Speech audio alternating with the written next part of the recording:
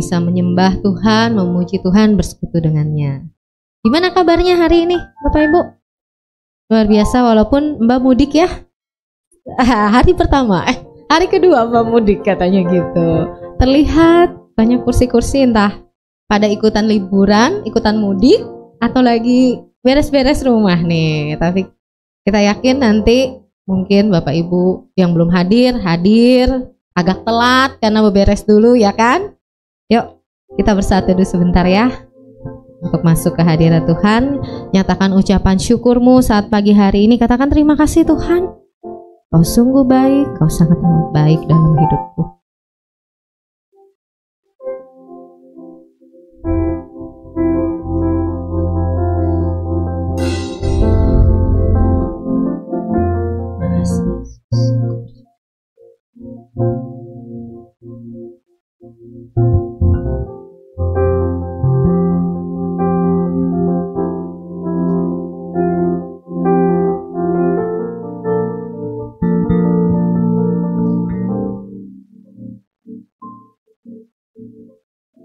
Sebab Dia satu-satunya Allah yang menyelamatkan.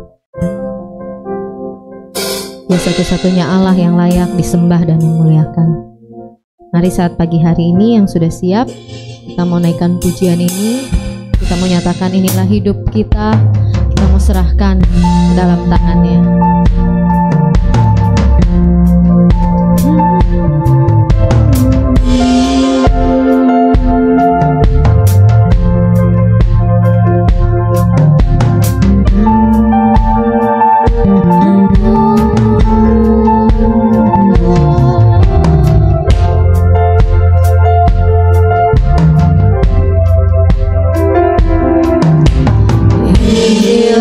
Hidupku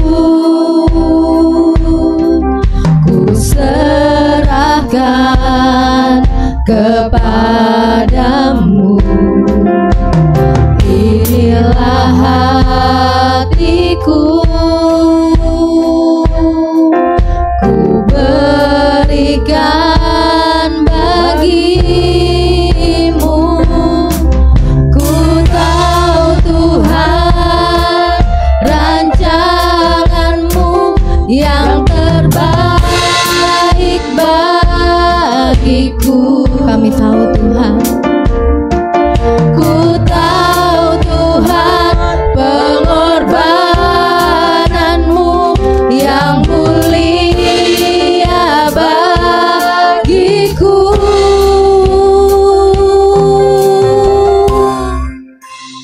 Hanya dekat kepadamu aku rasakan tenang. Hanya dalam hadiratmu ku rasakan damai-Mu. Saya undang jemaat berdiri bersama saat pagi hari ini. Kita ulangi pujian ini dari awal. Katakan, Tuhan inilah hidupku, kami mau serahkan kepadamu Yesus. Inilah hidupku, ku serahkan kepadamu. Inilah hatiku, ku berikan bagimu. Ku tahu Tuhan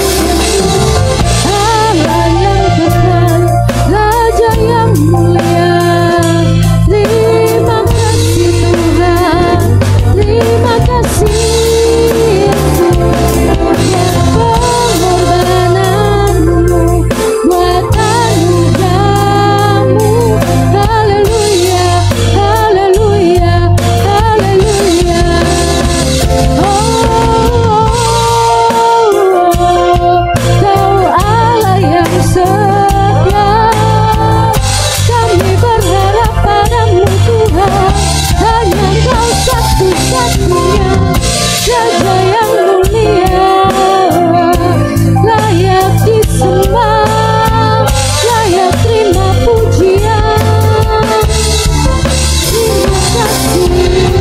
Terima kasih Tuhan.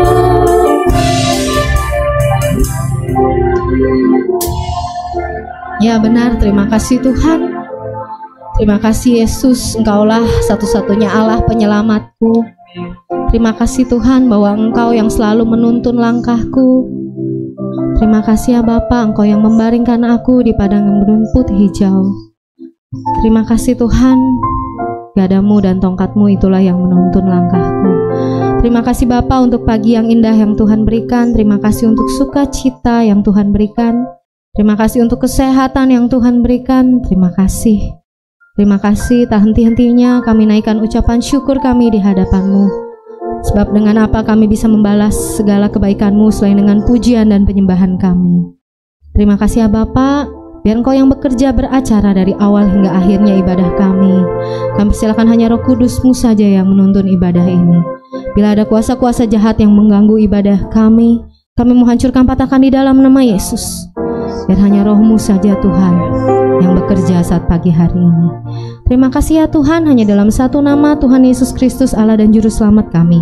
Mari sama-sama yang percaya katakan amin. Puji Tuhan, shalom.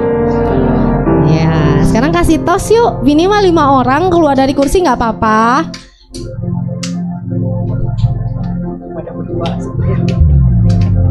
Oke, kan jadi pada senyum kalau udah kasih tos. Rasakan sukacita Tuhan, amin. Amin. Yuk kita mau nyanyi bagi Dia. Kita mau naikkan pujian ini.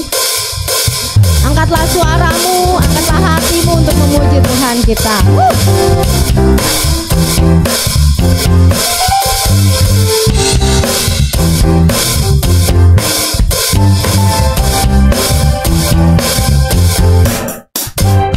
Angkatlah suaramu, puji dan serukan nama Yesus. Tanggalkan bebanmu, tak perlu kau khawatir.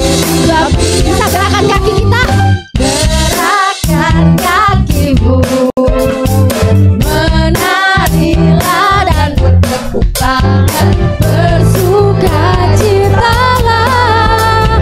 Tak perlu sebab apa? Kau Dia sanggup. Sekarang nyanyikan kebesarannya, yang kuat dan penuh kuasa, bersorak-sorai karena kasih-Nya telah datang melawan kita. Nyanyi bagi Dia.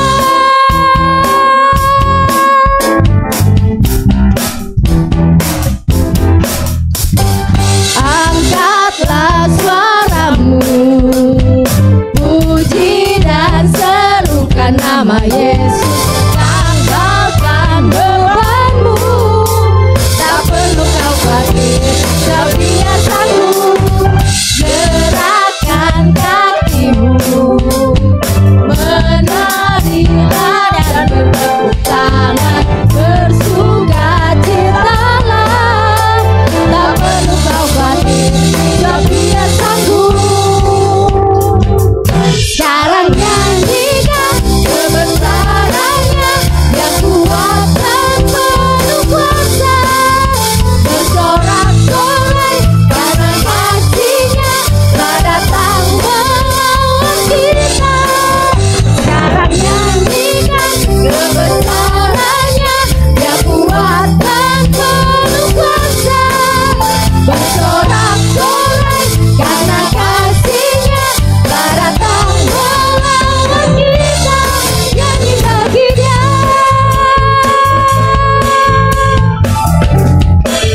Musik memuji Tuhan, biarlah kita tetap bertepuk tangan di hadapan-Nya.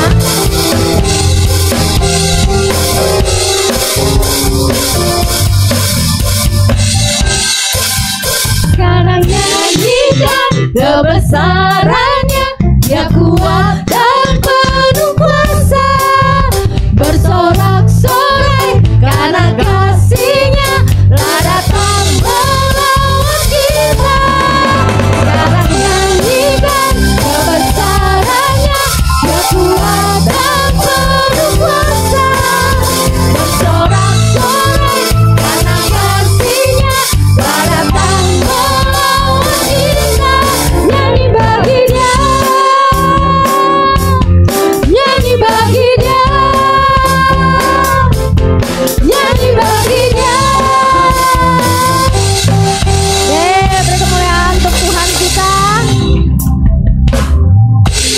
Amin. Masih semangat muji Tuhan kita, amin?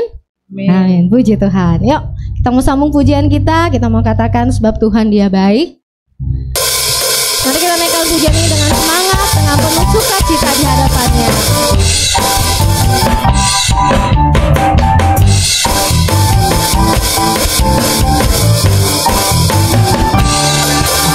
Mari masuk gerbangnya dengan apa?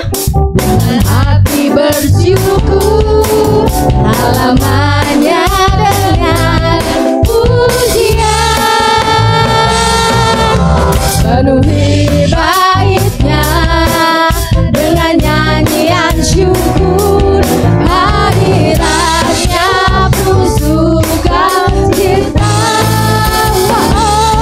Sebab Tuhan Dia baik dan anugerahnya kekal selama-lamanya. Amin. Sebab Tuhan Dia baik dan anugerahnya kekal selama-lamanya. Amin. Yo, coba colek kanan kirinya. Mari masuk gerbangnya dengan apa? Dengan hati bersyukur, halamannya dengan pujian, penuhi baitnya dengan nyanyian syukur, hadiratnya sukacita. Tuhan Dia baik dan anugerahnya kekal selama-lamanya. Amin. Sebab Tuhan Dia baik dan anugerahnya kekal selama-lamanya. Saya mau dengar yang pria saja, bapak-bapak. Mana suaranya? Sebab Tuhan Dia baik. Puji Tuhan.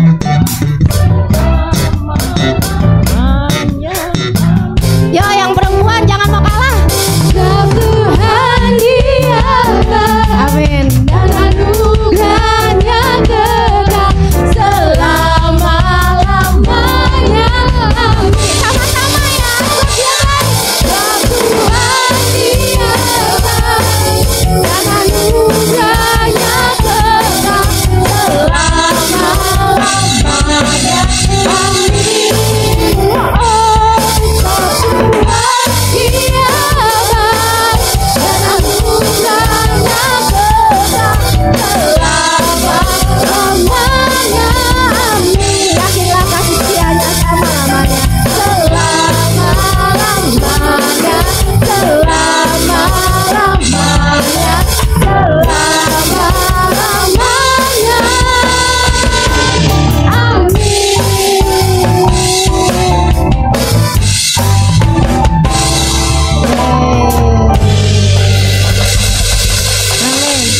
Yesus baik, amin. Nah, sekarang ngomong lagi kanan kirinya. Yesus baik bagiku dan bagimu. Yuk, kita mau sambung. Tuhan Yesus baik ya. Yuk, kita mau naik pujian kita. Gak tahu dong ya. Boleh joget, jogetnya yang ini.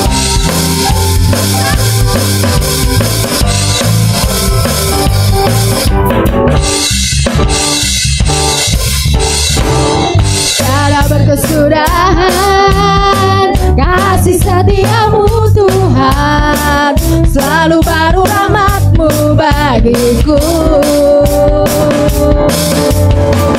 Hari berganti hari, tetap kulihat kasih-Mu, tak pernah berakhir di hidupku. Sekali lagi, tiada berkesudahan, tiada berkesudahan kasih setiamu Tuhan, selalu baru rahmat-Mu bagiku. Hari berganti hari, tetap kulihat kasih-Mu, tak pernah berakhir di hidupku. Boleh angkat jempolnya? Tuhan Yesus baik, oh oh oh, sangat baik.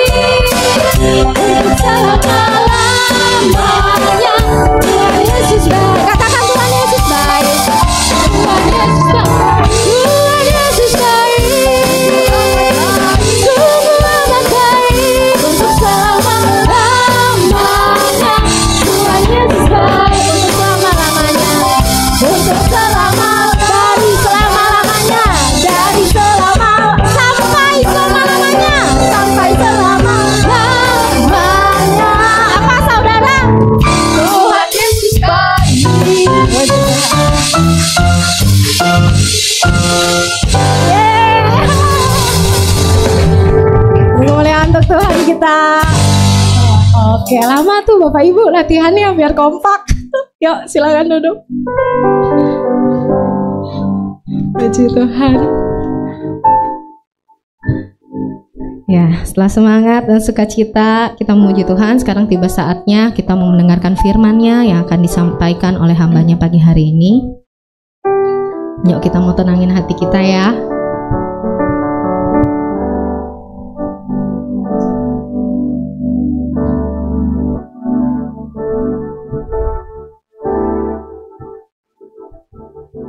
Kalau minggu ini kita bisa menikmati perjamuan kudus. Sekali lagi kita diingatkan oleh pengorbanannya yang begitu mulia. Sebab tanpa pengorbanannya hidup kita tidak berarti apa-apa.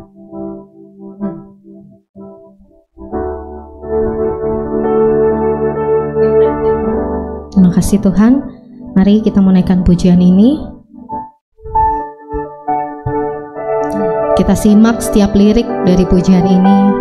Dan biarlah pujian ini bisa menjadi berkat buat setiap kita dan mengingatkan kita akan kasih-Nya.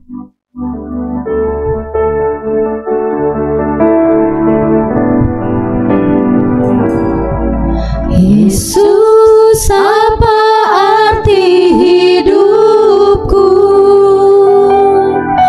bila Kau tak berikan nyawamu yang terbaik tersedia bagiku. Ku bersyukur atas kasih karunia-Mu.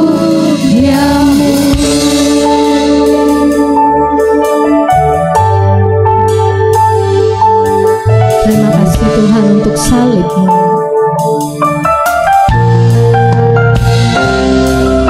Salib-Mu membuka mataku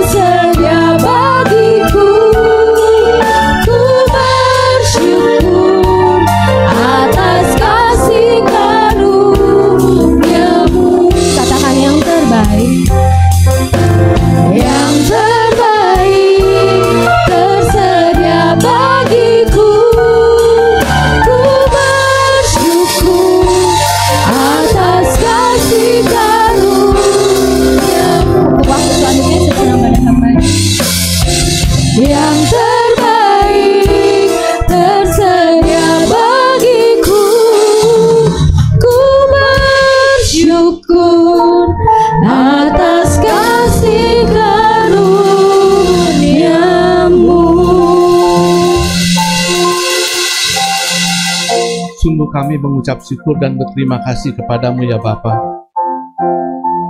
karena kasih karuniamu, karena kebaikanmu senantiasa melimpah di dalam kehidupan kami. Kalau pagi ini kami bisa hadir di rumahmu, itu pun karena kebaikan Tuhan atas hidup kami. Tuhan telah sertai kami, Tuhan telah tuntun kami untuk boleh berada di rumahmu, untuk boleh beribadah kepadamu, untuk boleh menyembahmu, untuk boleh meninggikanmu, untuk boleh memuliakanmu. Terima kasih Bapa untuk saat-saat yang indah seperti ini, karena ini adalah satu momen yang luar biasa di dalam kehidupan kami. Satu sukacita bagi setiap orang percaya ketika kami bisa berjumpa denganmu. Bapa, saatnya kami akan duduk diam seperti Maria. Saatnya kami akan mendengarkan nasihat-Mu. Bahkan kami mau juga mendengarkan akan teguran-Mu atas hidup kami yang selalu berbuat salah, yang selalu melukai hati-Mu. Berbicaralah buat kami Bapa. Jadikanlah hati kami sebagai tanah yang subur, yang siap ditanami oleh kebenaran firman-Mu. Ya Allah Roh Kudus, kuasailah seluruh ruangan ini, kuasailah seluruh hati dan pikiran kami. Berkati kami saat ini dengan kebenaran firman Tuhan, dan urapi hamba-Mu ini, biar hanya isi hati Tuhan saja yang boleh disampaikan di pagi ini. Di dalam nama Yesus Kristus, mari kita yang percaya boleh katakan, amin. Shalom semuanya. Bagaimana kabarnya hari ini? Luar biasa ya. Saudara, ada yang ikut merayakan hari kemenangan? Hah? Nggak ada yang ikut? Ikutlah kita. Paling nggak juga ikut liburannya, ikut lebarannya, bukannya ikut ibadahnya. Nggak ada yang ikut jalan-jalan, nggak ada yang berlibur, nggak ada. Tapi saya lihat di sini udah ada yang libur duluan ya. Pak Sugi, Pak Rizwan, siapa lagi ya? Cesia udah libur duluan, udah merayakan hari kemenangan duluan, udah jalan-jalan. Saudara, seperti waktu-waktu yang lalu, bulan-bulan yang lalu, seperti biasanya kita untuk berkhotbah selalu dituntun oleh Sinode Gereja Bethel Indonesia. Untuk minggu pertama bulan April ini kita pun tetap diberikan tema sesuai dengan apa yang Sinode tentukan. Hari ini kita diberikan tema berjudul Iman dan Penderitaan. Seperti bulan-bulan lalu kita banyak bicara tentang iman, bulan ini juga kita akan bicara tentang iman dan penderitaan. Nats yang diberikan dari Sinode adalah dari 2 Timotius 3 ayat 10 sampai 17. 2 Timotius 3 ayat 10 sampai 17. Perikop ini berjudul Iman bertumbuh dalam penganiayaan dan dalam pembacaan kitab suci. Kalau bisa saya minta tolong Ibu Pur bantu baca untuk nats firman Tuhan.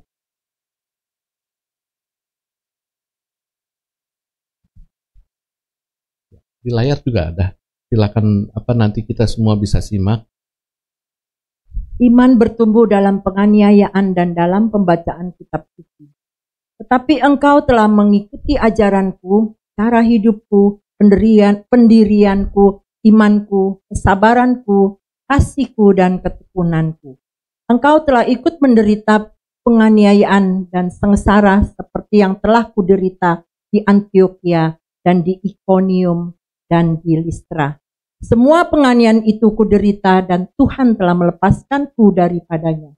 Memang setiap orang yang mau hidup beribadah di dalam Kristus Yesus akan menderita aniaya. Sedangkan orang jahat dan penipu akan bertambah jahat. Mereka menyesatkan dan disesatkan. Tetapi hendaklah engkau tetap berpegang pada kebenaran yang telah engkau terima dan engkau yakini, dengan selalu mengingat orang yang telah mengajarkannya kepadamu. Ingatlah juga bahwa dari kecil engkau sudah mengenal kitab suci yang dapat memberi hikmat kepadamu dan menuntun engkau kepada keselamatan oleh iman kepada Kristus Yesus. Ayat 16. Segala tulisan yang diilhamkan Allah memang bermanfaat untuk mengajar, untuk menyatakan kesalahan, untuk memperbaiki kelakuan, dan untuk mendidik orang dalam kebenaran. Dengan demikian, tiap-tiap manusia kepunyaan Allah diperlengkapi untuk setiap perbuatan baik. Amin. Saudara, kalau saudara ingat beberapa minggu yang lalu, kita pernah belajar tentang iman dan perjalanannya. Waktu itu kita belajar dari si Thomas. Masih ingat ya? Yang si Thomas. Ketika Thomas menyangkal Yesus, nggak percaya dengan Yesus, kalau Yesus itu telah bangkit. Dan akhirnya memang Yesus tunjukkan dirinya, menampakkan dirinya kepada murid-muridnya lagi, dan Thomas hadir di situ. Thomas baru percaya bahwa Yesus telah bangkit. Kalau hari ini kita akan belajar tentang iman dan penderitaan, bahwa ternyata itu iman itu bisa bertumbuh bukan hanya karena kita membaca kitab suci, bukan hanya kita membaca Alkitab yang isinya semua adalah kebenaran-kebenaran firman Tuhan, tetapi di balik itu, di balik penganiayaan, di balik penderitaan atau di balik persoalan hidup yang kita hadapi, itu ternyata iman itu bisa bertumbuh. Iman itu bisa bertumbuh. Dan kita hari ini belajar dari nasihat Rasul Paulus kepada muridnya bernama si Timotius. Rasul Paulus memberikan nasihat seperti nats yang kita baca tentang bagaimana cara menghadapi penganiayaan, bagaimana cara menghadapi penderitaan, supaya iman kita itu bisa tetap eksis. Iman kita itu bisa tetap ada, bahkan iman itu bisa tambah bertumbuh. Bukan ketika kita menghadapi penderitaan, menghadapi persoalan, menghadapi penganiayaan, malah iman itu jadi malah menurun, atau bahkan malah iman itu jadi hilang. Jadi memudar dari diri kita. Kita lihat nasihat pertama yang Rasul Paulus katakan kepada si Timotius ini, tentang bagaimana cara kamu menghadapi penderitaan supaya iman itu bisa bertumbuh. Hal yang pertama, saya akan bacakan di ayat 10 dan 11.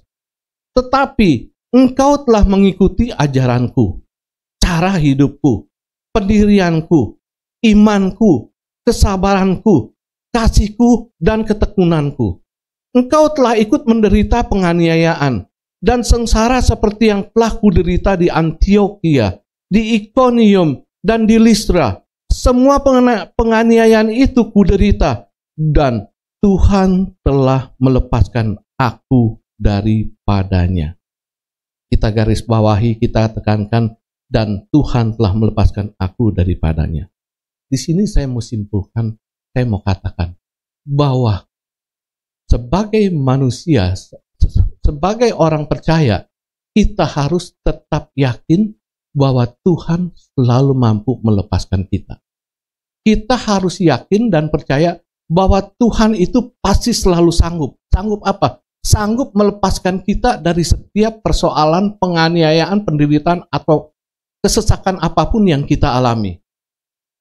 Kita bisa lihat dari Rasul Paulus, waktu Rasul Paulus berkata, engkau telah ikut menderita penganiayaan dan sengsara seperti yang telah kuderita di Antiokhia, di Ikonium, dan di Listra. Sebenarnya ada apa di Antiokhia? Ada apa di Ikonium? Ada apa di Listra? Apa yang dialami oleh Rasul Paulus ini? Rasul Paulus ini di 3 tempat ini dia mengalami penganiayaan. Waktu pertama kali dia pergi mengabarkan tentang sukacita, tentang Yesus adalah Mesias, pertama dia pergi ke Antiokhia, dia mengalami penolakan. Memang nggak selalu semua orang menolak akan apa yang si Rasul Paulus ini sampaikan. Ada sebagian yang pro, ada sebagian yang kontra. Ada sebagian yang terima, ada sebagian yang nggak terima. Dan sebagian di waktu Yesus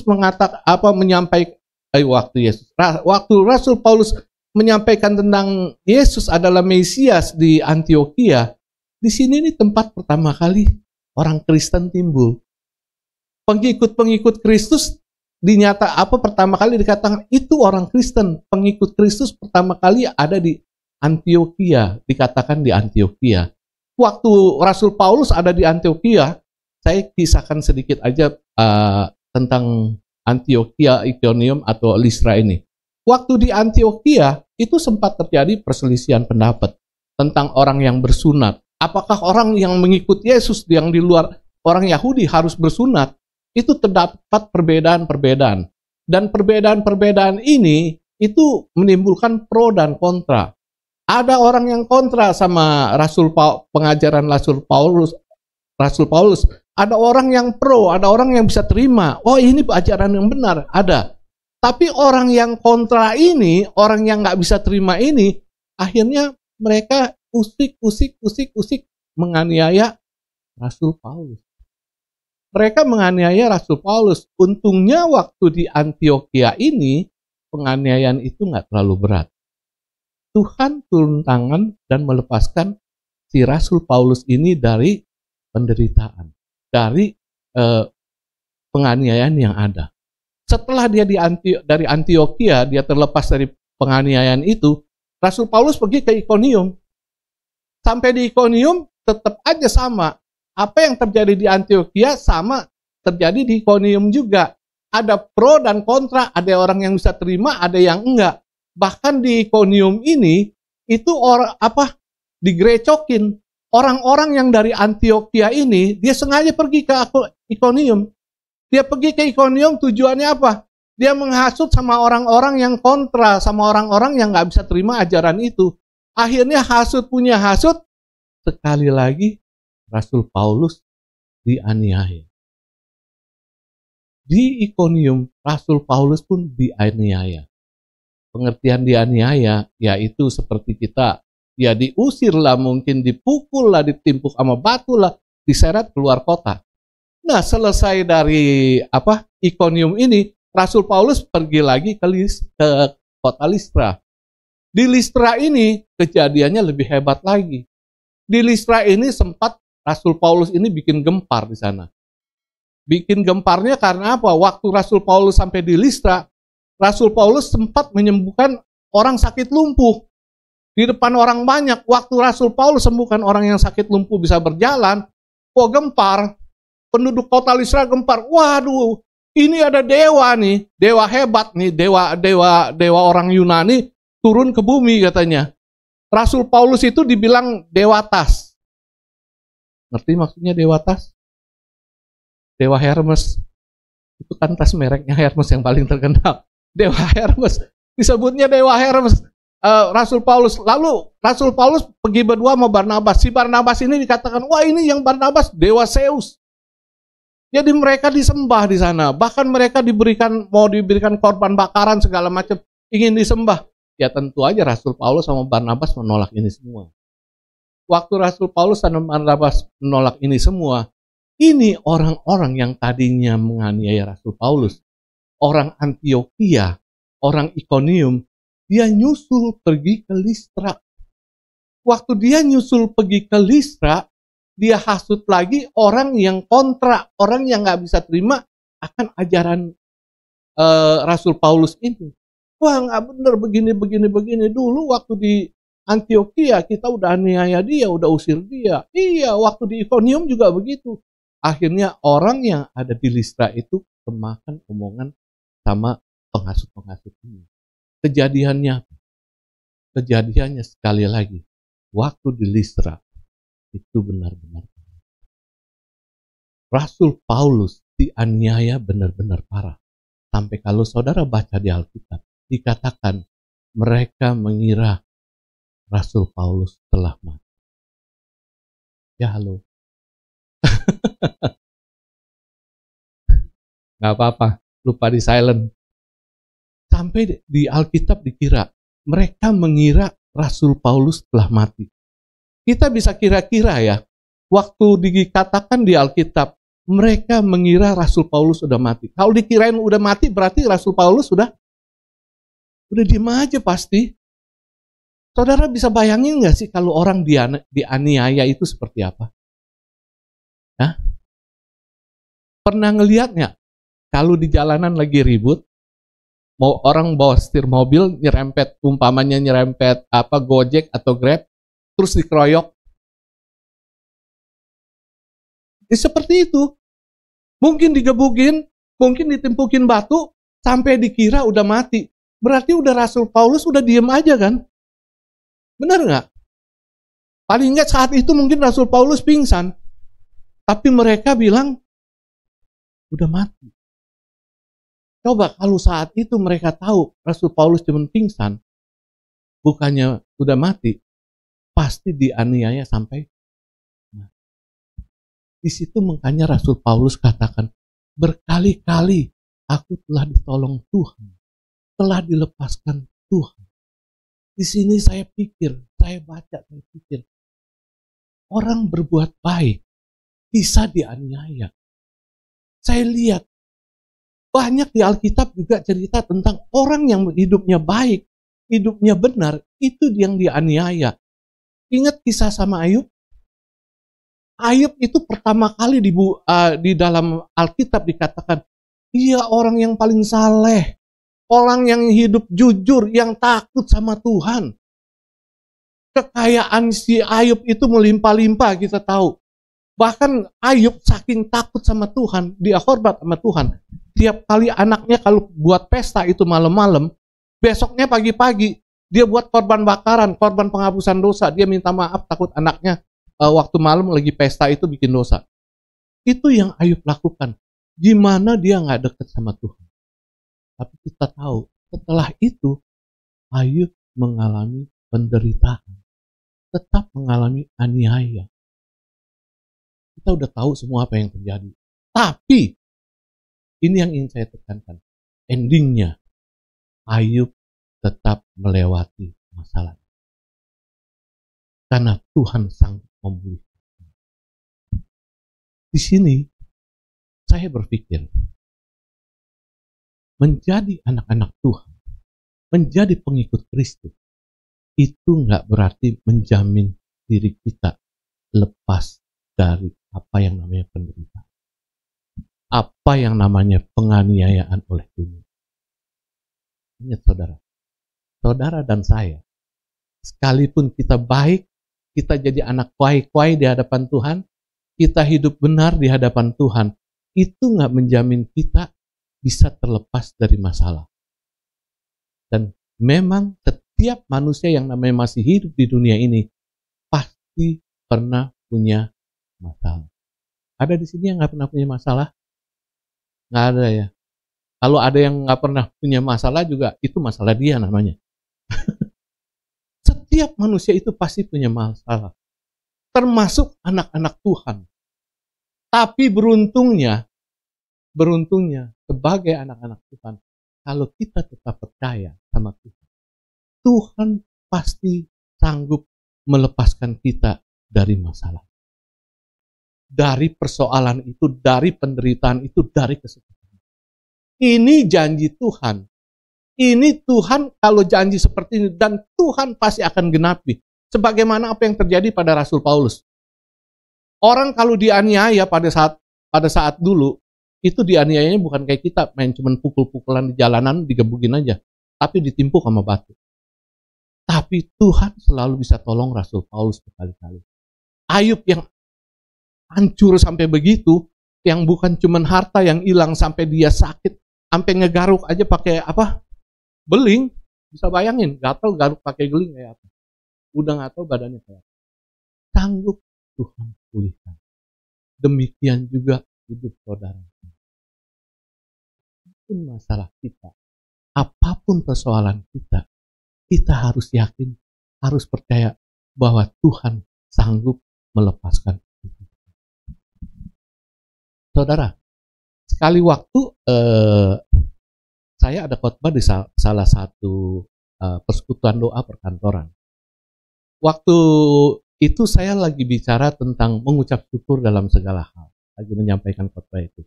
Begitu selesai, saya pulang, saya ditemenin, jalan ke mobil ditemenin sama pimpinan persekutuan doa itu. Waktu saya ditemenin ke mobil, pimpinan persekutuan doa itu ngobrol sama saya. Dia bilang, kalau kayak teman saya gimana tuh Pak Willy? Waktu dia tanya saya begitu, saya tanya balik lagi, emang kenapa? Emang kenapa kok? Saya panggilnya kok. Teman saya Dia kerja di sini katanya. Dia kerja seumur hidup. Kerja seumur hidup di sini. Gajinya dia tabung semua. Dia hidup irit lah, pokoknya cukup irit lah. Lalu dia punya insentif, dia punya bonus, dia punya kelebihan-kelebihan dari perusahaan. Dia tabung semua. Dia kumpulin di tabungan. Tujuannya apa? Buat masa tua dia bilang. Saya nabung ini buat masa tua saya. Sempat kekumpul berapa banyak? 2M. Jadi dia udah ada persiapan buat masa tuanya, pensiunnya 2M. Tapi begitu dia pensiun, selesai dia kerja, itu duit 2M-nya raib. 2M-nya hilang. Kayaknya dia kalah atau ketipu main Bitcoin. Itu kalau kayak teman saya yang hilang 2M itu gimana tuh? Dia tanya seperti itu. Saya bilang, sebagai orang percaya, kalau dia percaya sama Tuhan, dia tetap harus mengucap. Dia tetap harus mengucap syukur sekalipun 2M tabungannya itu hilang semua. Saya tahu apa yang ada di pikiran dia. Saya juga tahu kalau orang-orang dengar saya ngomong seperti ini, pasti ada orang pikirannya yang nyeleneh. Dia tanya saya seperti itu, pasti punya maksud. Dia pasti akan berpikir begini, ngomong sih enak lah pendeta, ngucap syukur. Hilang 2M, ngucap syukur. Pernah lihat 2M saudara? Enggak. Pernah ngerasain? Pegang? Belum juga ya? Sama saya juga. Belum pernah. Lu enak Pak Wibi. Ngomong hilang 2M tetap suruh ngucap syukur. Coba lu rasain sendiri. Bisa nggak kira-kira? Mampu nggak kita?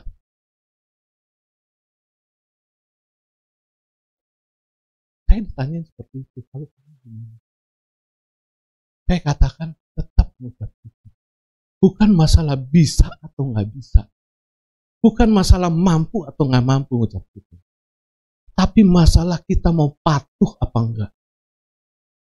Mau patuh apa enggak sama perintah Tuhan.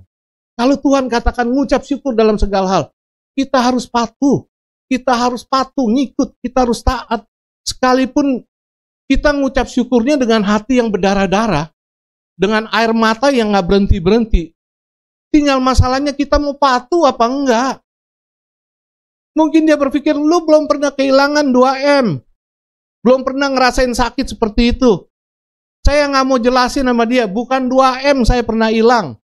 Saya pernah kalah 10M lebih. Sampai rumah habis, kantor habis, mobil habis, pindah ke kontrakan dari rumah yang lumayan, pindah ke kontrakan yang kecil. Itu saksinya ada di situ. Cinta saya. Sampai seperti itu. Bahkan saudara, saya mau tanya, saudara pernah dengar, pernah dikatain orang nggak? Lu jual anak lu buat bayar utang. Saudara ada yang pernah dikatain begitu? Jangan mau, jangan sampai amit-amit. Saya pernah. Bisa ngerasain nggak sakitnya seperti apa? Padahal saya bayar utang, bukan saya tipu dia loh. Cuman karena terlambat. Cuma karena terlambat. Orang bisa katain sampai seperti itu. Sekarang gimana? Saya mau ngucap syukur nggak? Kalah begitu banyak. Saya mau maafin dia nggak? Mau ngampunin dia nggak? Dia udah katain saya, hina saya sampai seperti itu. Masalahnya, saudara mau patuh apa enggak? Intinya ke situ. Ini yang penyakit anak-anak kita. Kalau kita tetap mau taat, kita tetap mau patuh, Tuhan itu akan selalu ada di kita. Dan Tuhan menghormati. Tuhan menghargai apa yang kita lakukan. Ini. Tuhan menghargai. Karena Tuhan tahu, saat itu hati kita lagi berdarah-darah nih. Tuhan tahu penganiayaan yang kita alami, penderitaan yang kita alami. Tapi kita tetap mau patuh sama perintah Tuhan. Bukan masalah sanggup apa enggak. Dia mau patuh apa enggak. Sama dengan seperti apa yang Rasul Paulus katakan. Tetap percaya bahwa Tuhan sanggup. Dan itu selalu dibuktikan. Waktu saya jatuh, saya hancur, saya kontrak sampai seperti itu. Tuhan sanggup pulihkan saya. Bukan cuma sekali saya mengalami kehancuran, bukan cuma sekali saya mengalami penderitaan yang melebihi dari itu, tapi berkali-kali Tuhan selalu sanggup melepaskan saya. Berkali-kali Tuhan selalu sanggup. Itu yang terjadi. Karena itu saudara, saya mau katakan, nasihat Rasul Paulus ini benar. Amat sangat benar. Ya kalau nggak benar juga udah kelewatan. Namanya juga Rasul. Dia menyampaikan kebenaran firman Tuhan. Dan itu terjadi dalam kehidupan. Saya percaya, itu pun akan terjadi dalam kehidupan saudara-saudara semua. Dan semua anak. Itu nasihat yang pertama. Ketika kita mengalami persoalan, ketika kita mengalami penderitaan, masalah, penganiayaan, tetap percaya bahwa Tuhan sanggup untuk menyelesaikan. Itu nomor satu. Lalu nomor dua, saudara. Apa nasihat Rasul Paulus yang kedua? Nasihat Rasul Paulus yang kedua saya akan bacakan di ayat yang ke-14. Tetapi hendaklah engkau tetap berpegang pada kebenaran yang telah engkau terima dan engkau yakini, dengan selalu mengingat orang yang telah mengajarkannya kepadamu. Tetapi hendaklah engkau tetap berpegang pada kebenaran. Yang kedua, ketika kita mengalami persoalan, penganiayaan, penderitaan, kita harus tetap berpegang pada kebenaran. Apa sih yang dimaksudkan dengan kebenaran? Kebenaran di sini adalah firman Tuhan. Kita harus tetap berpegang pada firman Tuhan. Karena apa? Karena firman Tuhan itu adalah kompas dalam hidup kita. Firman itu sebagai dasar pegangan patokan bagi setiap orang percaya. Kalau kita menjalani kehidupan ini, kita selalu berpegang pada kebenaran firman Tuhan. Pada kompas itu, pada dasar yang Tuhan telah tetapkan, hidup kita pasti akan aman bersama dengan Tuhan.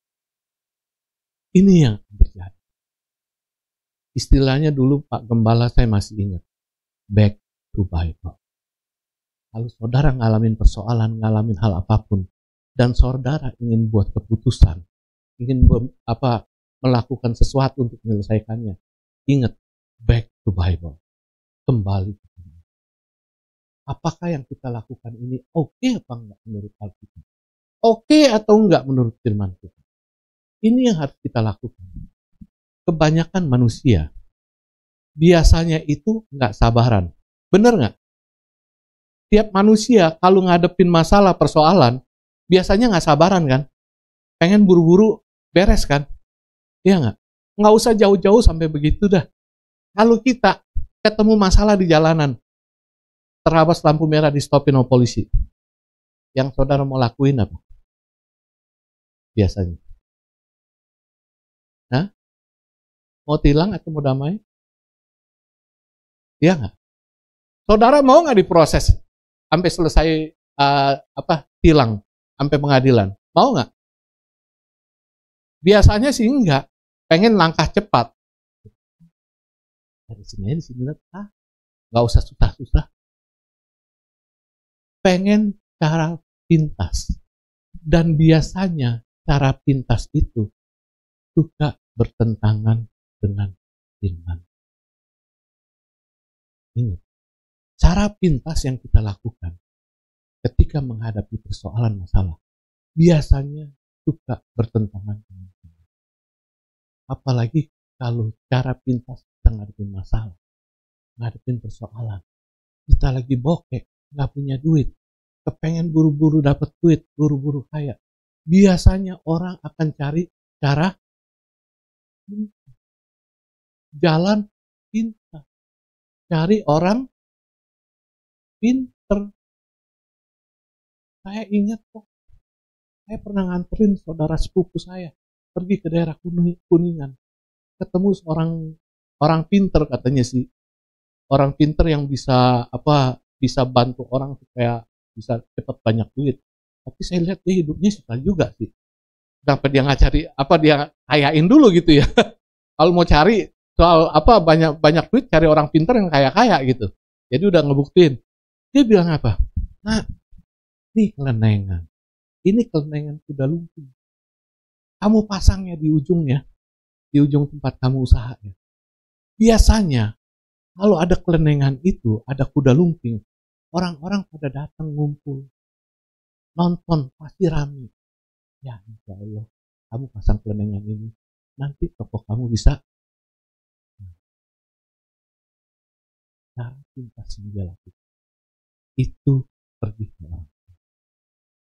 Hal seperti ini yang saya mau tanya, bertentangan nggak dengan Tuhan? Nah, tapi kenapa dia lakukan? Dia nggak sabaran, dia usaha pengen buru-buru, kaya, buru-buru dapat banyak duit. Akhirnya dia lakukan hal seperti itu. Saya ingat kok, saya punya uncle. Saya pernah kerja sama dia. Saudara tahu apa yang dilakukan? Dia taruh itu di tempatnya, itu di bengkelnya. Dia taruh itu di atas internet ini. Tiap-tiap ujung dia taruh teh botol 4. 1, 2, 3, 4. Udah dipakein sedotan. Jadi gampang tinggal nyedot aja langsung begitu. Itu cara pintas dia lakukan. Karena apa? Karena nasihat orang pintar. Ingat ya nak, itu di rumah kamu, jangan pernah berhenti, jangan pernah diam. Kamu siapin tukang satu, selalu ada ketak-ketok. Karena kalau di rumah ada kedengaran suara ketak-ketok, yang di sana katanya, yang di atas dengar, ini rumah belum kelar. Jadi rezekinya dikasih terus, duitnya diturunin terus. Oh rumah anak gua belum kelar nih, terus turun. Jadi uncle saya emang piara tukang, ntar ada aja dah, keramik lah dia ganti, pintu kamar lah dia rubah, ada aja jadi ketrak-ketrik. Ini cara pintar untuk menyelesaikan masalah dia, persoalan dia, pergumulan dia. Yang jadi pertanyaan, apakah ini berkenan sama? Berkenan dengan kebenaran firman Tuhan. Karena itu, firman Tuhan ini perlu kita pertahankan. Perlu kita percayai, perlu kita lakukan. Sekalipun kita ini berat lakukan. Waktu kita ngadepin masalah, mengalami penderitaan, persoalan, kita nih nunggunya sampai selesai ini nggak sabaran. Tapi tetap kita tuh harus percaya sama firman ini. Bahwa nggak ada yang Tuhan nggak sanggup selesaikan. Tuhan pasti akan bereskan. Saudara ingat waktu nasihat 1 Korintus 10 ayat 13. Di situ dikatakan apa?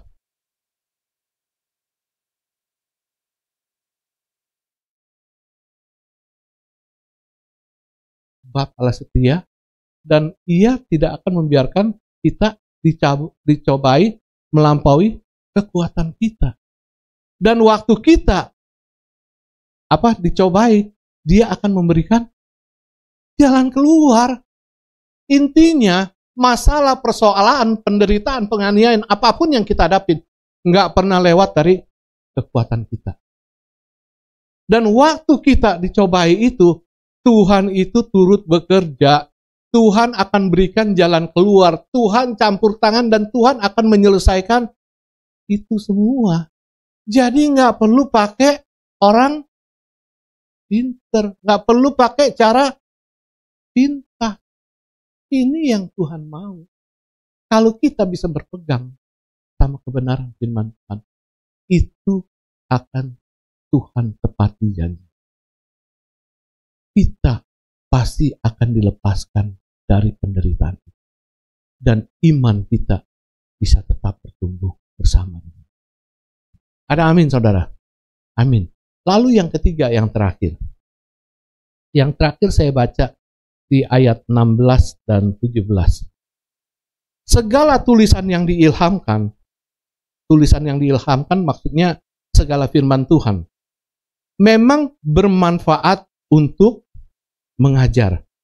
Dalam hal ini, mengajar itu apa yang dimaksudkan? Mengajar yang dimaksudkan adalah mengajar tentang kebenaran firman Tuhan itu sendiri.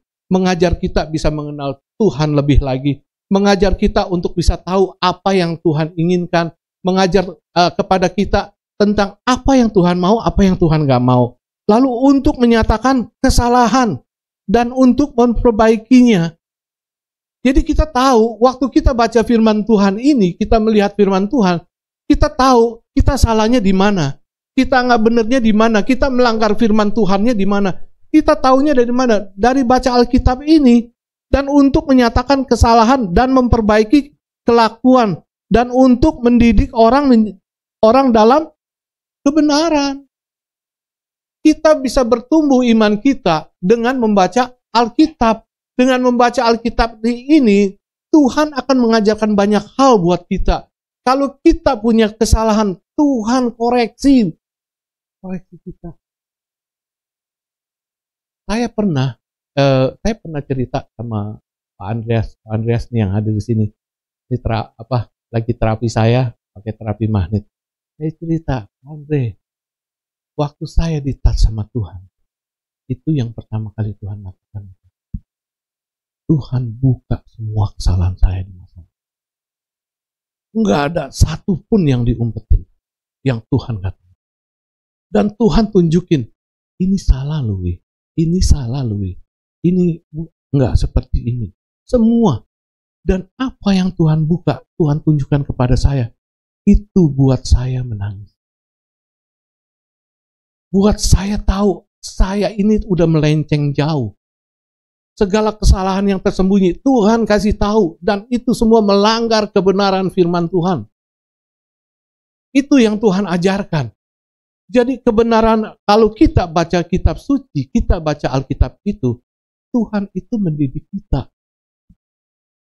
Mendidik kita supaya kita bisa mengerti apa yang Tuhan kehendaki. Supaya kita tahu apa yang kesalahan-kesalahan kita. Dan Tuhan akan tunjukkan bagaimana cara memperbaikinya. Supaya kita bisa menjadi orang yang benar. Di ayat 17 dikatakan, dengan demikian tiap-tiap manusia kepunyaan Allah diperlengkapi untuk setiap perbuatan baik. Yang kepunyaan Allah berarti setiap manusia yang mau bertekun kepada Tuhan. Mau hidup berdasarkan firman Tuhan. Jadi saudara, kalau kita mau baca Alkitab, kita mau rajin mengenal kebenaran firman Tuhan, itu akan menuntun kita. Bukan hanya dalam hal pengenalan akan firman Tuhan, tapi juga Tuhan akan memberitahu tentang setiap kesalahan yang ada dan yang akan membuat kita untuk memperbaiki kesalahan-kesalahan yang ada. Hari ini kita belajar tentang bagaimana cara menghadapi penderitaan. Supaya iman kita bisa tetap terus bertumbuh. Seperti apa yang Rasul Paulus nasihatkan kepada jemaat. Nomor satu yang harus kita lakukan apa? Tetap beriman bahwa Tuhan sanggup menyelesaikan. Nomor dua, tetap berpegang atau bersandar pada kebenaran. Nomor tiga, tetap bertumbuh dalam kebenaran kitab suci. Amin. Tuhan memberkati. Saudara, hari ini kita juga akan mengadakan perjamuan kudus, merayakan meja perjamuan Tuhan. Saya undang imam musik ke depan.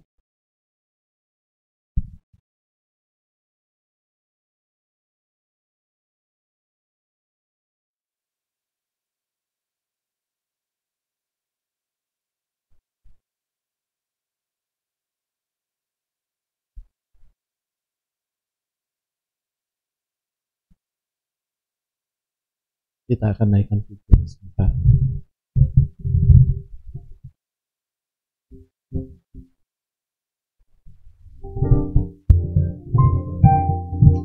Yesus, apa? Bila kau tak berikan nyawamu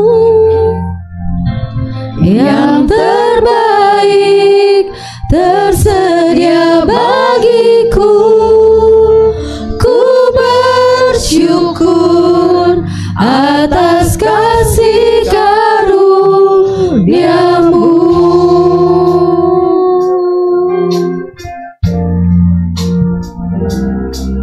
Salibmu membuka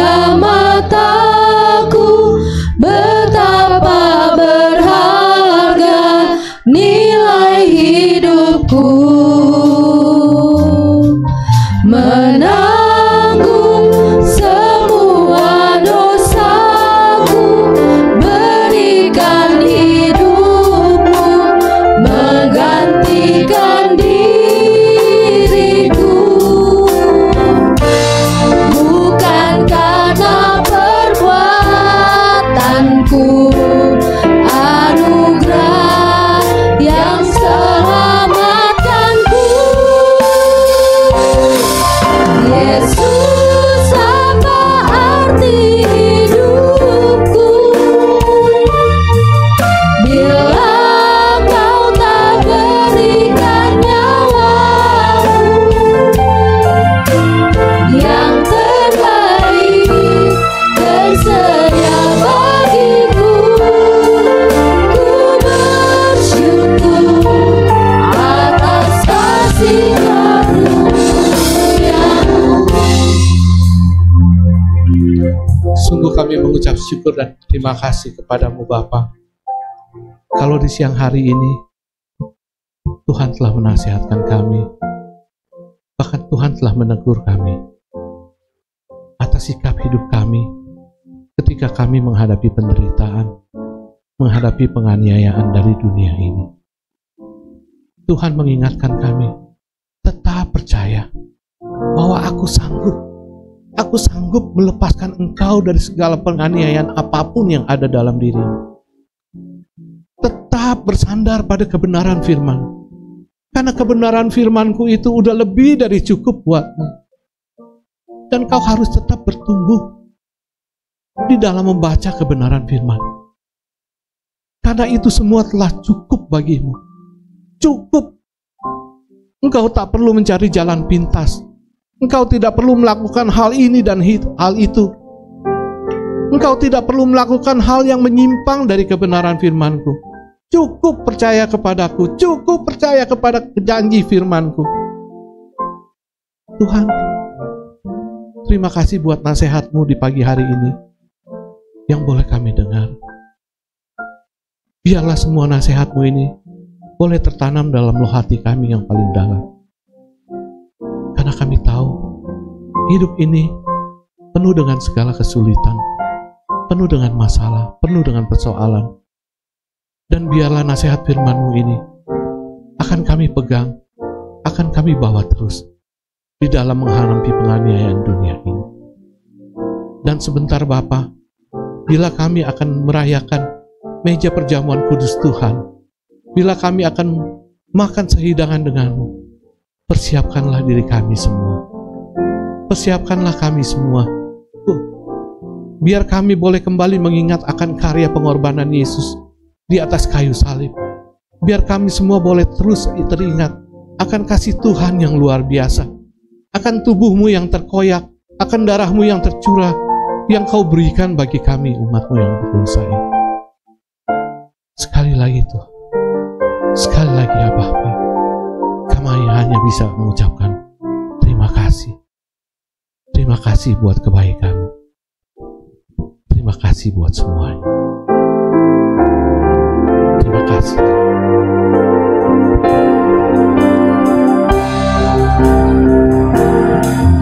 Yesus, Saya undang Ibu Gembala dan para perayaan perjamuan kudus untuk maju ke depan. bila Kau tak berikan nyawamu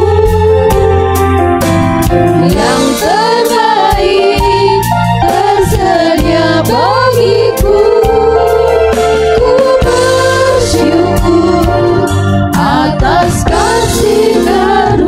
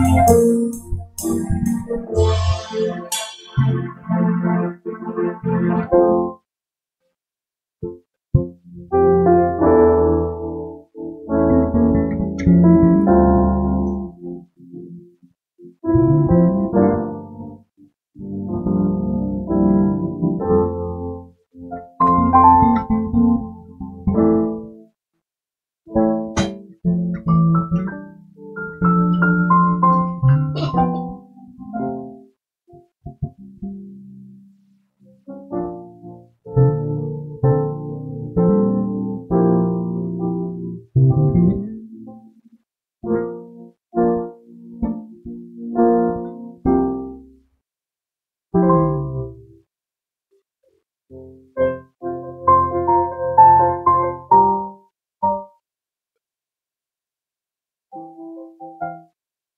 Yesus, kami bersyukur dan berterima kasih. Setiap bulan minggu pertama Tuhan berikan kami kesempatan untuk makan, minum, sehidangan bersama Tuhan. Kembali mengingatkan kepada kami akan pengorbanan-Mu Tuhan. Apa artinya hidup kami tanpa pengorbanan-Mu Tuhan? Tanpa penyerahan diri-Mu untuk disalib, kami tidak ada artinya Tuhan. Itu sebabnya kami bersyukur untuk pengorbanan-Mu Tuhan. Kami bersyukur karena pengorbanan-Mu, darah-Mu tercucur di kayu salib, memberikan pengampunan kepada kami, menyucikan kami, menguduskan kami, melayakkan kami Tuhan untuk makan, minum, sehidangan bersama dengan Tuhan. Itu sebabnya kami bersyukur Tuhan. Biarlah Tuhan kami percaya tubuh dan darah-Mu yang menyatu dengan kami tidak sia-sia. Kalau kami melakukan dengan iman Tuhan, maka sakit penyakit yang ada pada kami di dalam nama Yesus Engkau sembuhkan. Kami percaya kami yang lemah, Tuhan berikan kekuatan. Kami yang punya masalah, Tuhan juga berikan jalan keluar. Terima kasih Bapa. Setiap masalah kesukaran kami serahkan dalam tangan-Mu Tuhan. Kami percaya dengan iman Roh Kudus sanggup melakukan yang terbaik buat kami. Sebabnya kami sambut tubuh dan darah-Mu dengan Tuhan. Di dalam nama Tuhan Yesus. Mari kita sama-sama berdiri dan akan bacakan firman Tuhan. Sebab apa yang telah kuteruskan kepadamu telah aku terima dari Tuhan, yaitu bahwa Tuhan Yesus pada malam waktu ia diserahkan mengambil roti, dan sesudah itu ia mengucap syukur atasnya. Ia memecah-mecahkannya dan berkata, inilah tubuhku yang diserahkan bagi kamu. Perbuatlah itu menjadi peringatan akan aku. Dengan demikian juga ia mengambil cawan sesudah makan lalu berkata, cawan ini adalah perjanjian baru yang dimateraikan oleh darahku. Perbuatlah ini setiap kali kamu meminumnya menjadi peringatan akan aku. Sebab setiap kali kamu makan roti ini dan minum cawan ini, kamu memberitakan kematian Tuhan sampai ia datang. Kita angkat tubuh Kristus lebih tinggi dari kepala kita. Dan ketika mereka sedang makan, Yesus mengambil roti dan memecah-mecahkannya. Mengucap syukur, memecah-mecahkannya lalu memberikannya kepada murid-muridnya dan berkata, ambillah, makanlah, inilah tubuhku. Kita makan bersama-sama dalam nama Tuhan Yesus.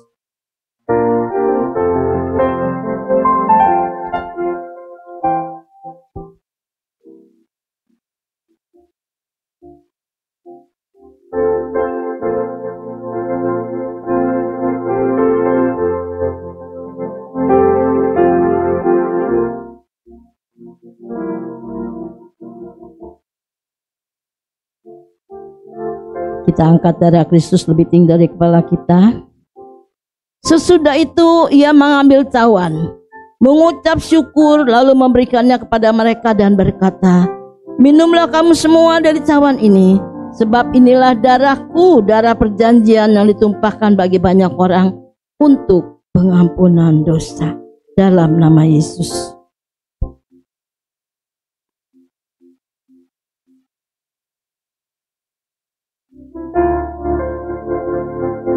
Kita naikkan syukur kita kepada Tuhan.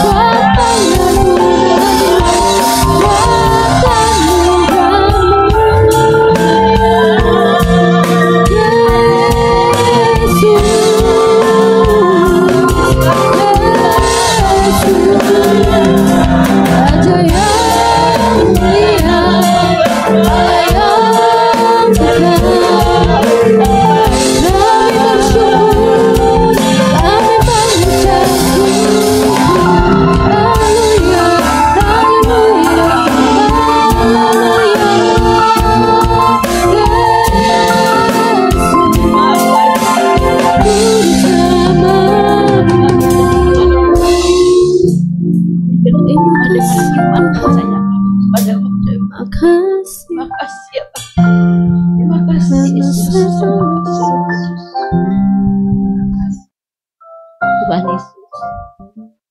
Kami tetap bersyukur dan berterima kasih untuk apa yang Tuhan kita kerjakan, Tuhan. Kami percaya, Tuhan, kalau kami datang dengan datang, kami pulang dengan kekuatan yang sudah diberikan oleh Tuhan. Kami yang sakit, Tuhan, sudah jamah dan mengalami kesembuhan di dalam nama Yesus. Kami percaya kami pulang tidak seperti pada waktu kami datang. Kami sudah dibekali oleh firman-Mu, Tuhan.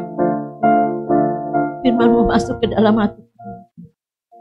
Tanah yang Tuhan sudah bajak menjadi tanah yang subur. Biarlah firman-Mu, Tuhan, boleh bertumbuh, berakar dan berbuah. Menjadikan kami orang percaya, Tuhan, yang menjadi berkat dimanapun Tuhan tempat.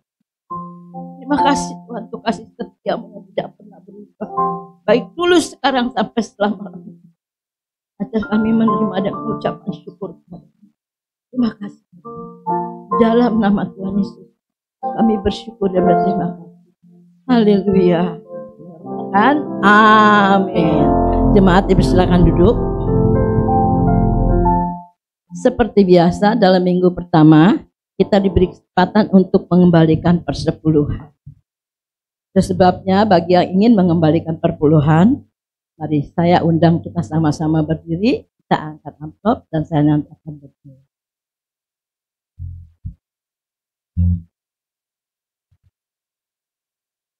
Kembali kami datang di hadapan-Mu, Tuhan. Kami bersyukur dan berterima kasih untuk hari-hari yang kami boleh lalui. Baik kami yang bekerja, baik kami yang bisnis, baik kami yang mengurus rumah tangga, Tuhan tidak pernah meninggalkan kami. Sebabnya kami mau belajar taat akan firman-Mu. Seberapapun dalam setiap bulan yang kami terima, kami akan mengembalikan yang sepersepuluh kepada Tuhan. Ke dalam rumah perbendaharaan Tuhan. Sebabnya Tuhan, Kau lihat tangan-tangan kami yang terangkat. Kami mohon Engkau berkati. Baik yang 90% bagian kami Engkau berkati. Jika kami dapat melakukannya, dapat mempergunakannya dengan sebijaksana mungkin berkat pimpinan. Kami mengembalikan persepuluhan. Tapi kami tidak akan kekurangan. Kami percaya hidup kami akan berkecukupan. Bahkan kami akan berkelimpahan karena pertolongan dan pimpinan. Terima kasih. Terpujilah nama-Mu. Di dalam nama Yesus kami berdoa bersyukur. Haleluya. Amin. Nah, kita akan memberikan perpuluhan kita dari sebelah kanan saya ke belakang, kemudian dari belakang sebelah kiri saya. Katakan apa yang tidak pernah dilihat oleh mata, tidak pernah didengar telinga, dan tidak pernah timbul itu yang Tuhan sediakan.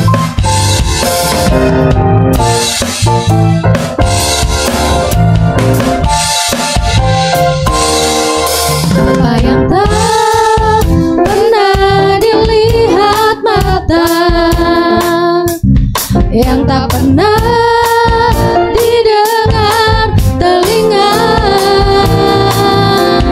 yang tak pernah timbul di dalam hati, semua disediakannya bagi yang mengasihi Dia.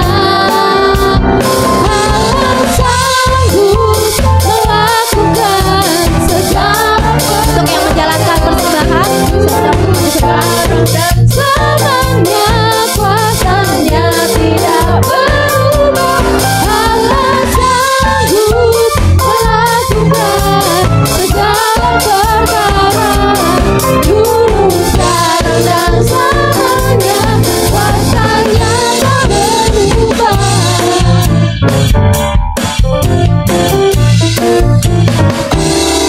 Apa yang tak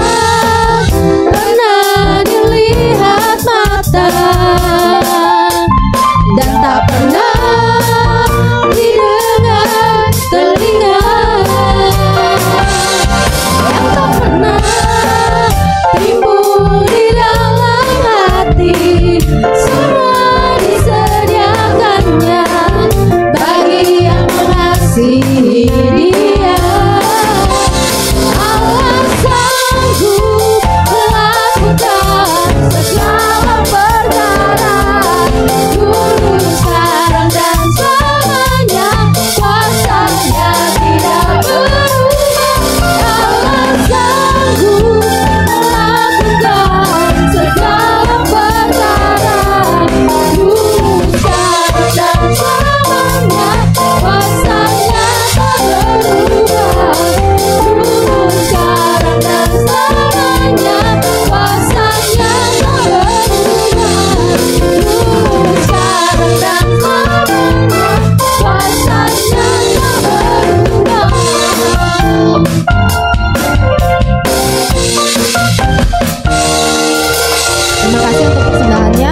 Yesus diberkati. Selanjutnya untuk yang membacakan pengumuman Diaken Lilumin, saya persilahkan.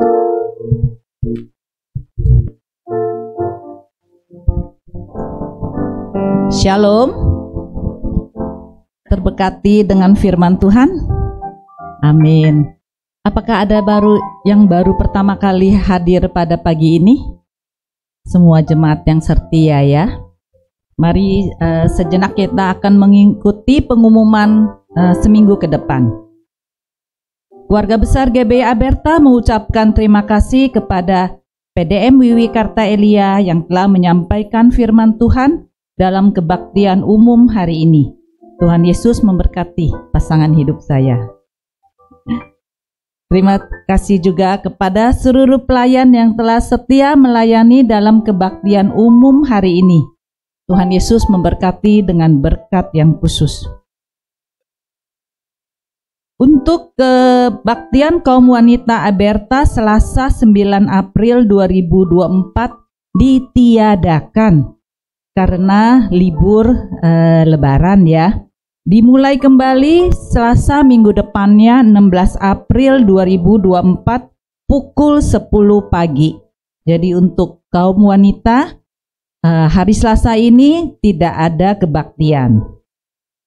Kemudian benteng doa GBI Aberta Jumat 12 April 2024 juga ditiadakan. Dimulai kembali Jumat depan 19 April 2024 pukul 10 pagi. Kebaktian Pemuda Remaja EYT Sabtu 13 April 2024 ditiadakan. Dimulai kembali Sabtu 20 April 2024 pukul 18 sore. Jadi untuk seluruh kegiatan tengah minggu di GBI Aberta ditiadakan.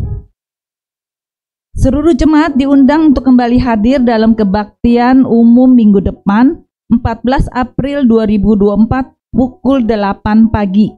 Firman Tuhan akan disampaikan oleh Pendeta Karmelia Suryanto. Kebaktian Aberta Kids minggu depan 14 April ditiadakan. Dimulai kembali Minggu 21 April pukul 10.30. Jadi untuk sekolah minggu anak-anak ditiadakan. Jadi diingatkan untuk oma, orang tua atau keponakan. Jadi minggu depan tidak ada sekolah minggu. Keluarga besar GBI Aberta mengucapkan selamat ulang tahun kepada Ibu Esther Chong tanggal 10 April ya Ibu. Silakan berdiri Ibu, selamat ulang tahun, Tuhan Yesus memberkati. Kemudian Saudara Yesaya Alifa Heksa Pramudia, tepat berulang tahun juga tanggal 10 April. Apakah hadir? Kemudian PDP Paulus Igunata Sutejo tanggal 13 April, di atas ya. Selamat ulang tahun Pau, ditunggu makan-makannya Pau. Keluarga besar GBI Aberta mengucapkan selamat ulang tahun pernikahan kepada PDP Paulus Igunata dan Ibu Sela tanggal 11 April. Wah, ini makan-makannya double nih. Udah ulang tahun, udah anniversary. Oke, selamat ya Pau.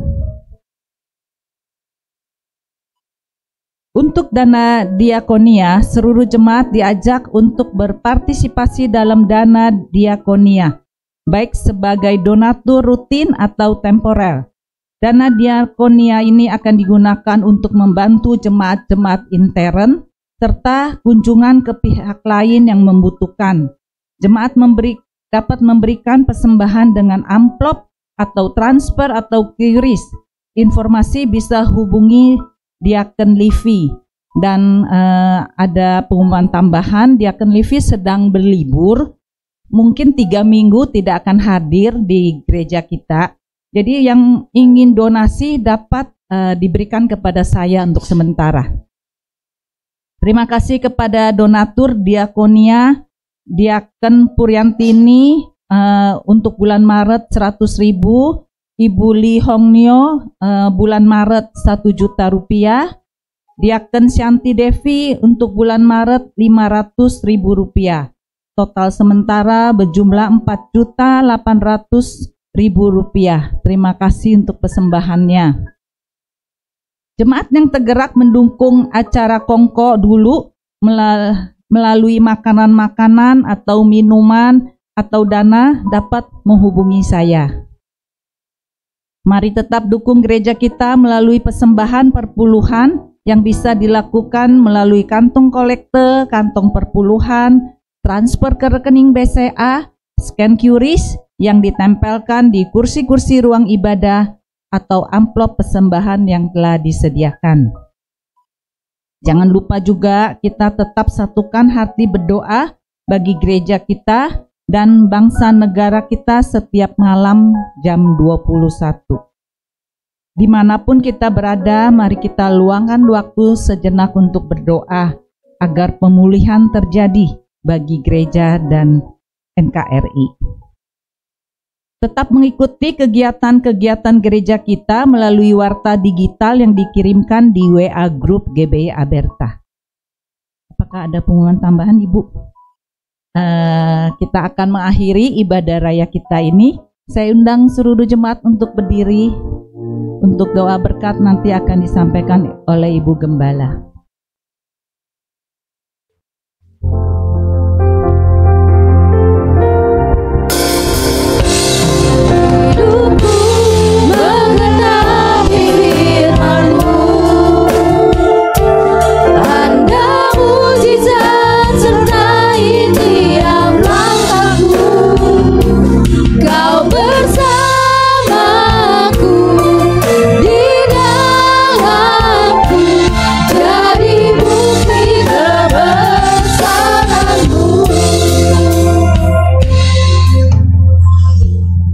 Ya Bapa, terima kasih ya Tuhan.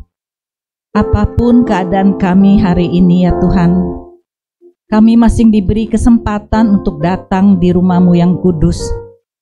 Terima kasih Tuhan, Engkau telah memberkati kebaktian kami dari awal, pertengahan sampai akhir sekarang ini Tuhan. Engkau mengingatkan kami pada hari ini bahwa penderitaan yang kami alami, Engkau selalu memberi jalan keluar, selalu menemani kami, selalu tidak ada penderitaan kami itu melewati kekuatan kami Tuhan, tidak melalui kekuatan kami ya Tuhan. Selembar rambut kami tidak akan terjatuh tanpa seizin-Mu ya Tuhan. Terima kasih ya Bapa. Kami diingatkan pada hari ini, kami selalu harus mengucap syukur dalam keadaan kami, dalam penderitaan kami Tuhan. Ampuni kami ya Bapa. Kalau kami masih suka bersungut-sungut, suka tidak bisa mengucap syukur, ya Tuhan, ajar kami mengenal firman-Mu lebih dalam lagi Tuhan. Biar kami dapat merupai Tuhan kami, Tuhan Yesus Kristus, teladan bagi hidup kami.